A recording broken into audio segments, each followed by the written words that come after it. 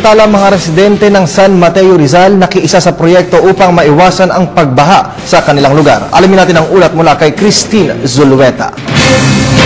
Nagtulong-tulong sa pagsasandbaging ang mahigit 600 residente ng Banaba Extension sa may San Mateo Rizal. Tell us a little bit about what's taking place right now here. Currently, we have the Food for Work program. Kumbaga ano yan, tatlo yung nagtulong-tulong. Primarily, Zuchi Foundation, Philippines.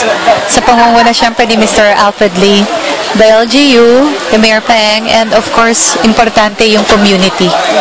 Ang proyektong ito ay inisyatibo mula na rin sa mga residente ng Barangay Banaba upang maprotektahan ang kanilang komunidad sa posibleng soil erosion at makabawas sa palagiang pagtaas ng tubig bungsod ng madalas na pag-ulan. What we need right now and what we did is the immediate solution. That is sandbagging. Kasi kung hintayin natin yung matagal na proseso para bago umandar ang isang proyekto, mahaba ang process, lalo na pagka sa isang municipality.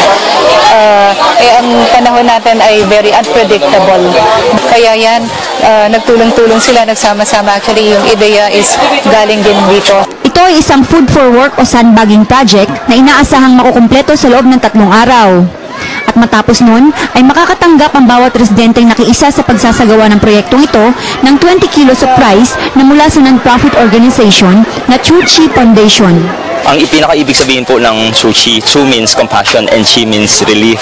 In more than 52 countries we have Suchi Foundation, and it is more than in almost 300 establishments worldwide. So yan ang pinaka-objective natin. We hope to alleviate suffering and bring happiness to the people, mabawasan ang kahirapan ng mga tao.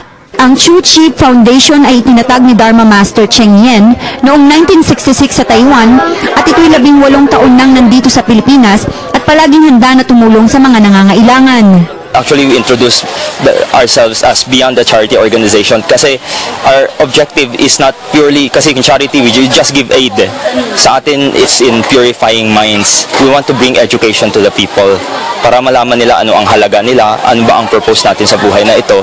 So, through our mission, we try to inspire these people. Para sa Telebisyon ng Bayan, Christine Zulueta.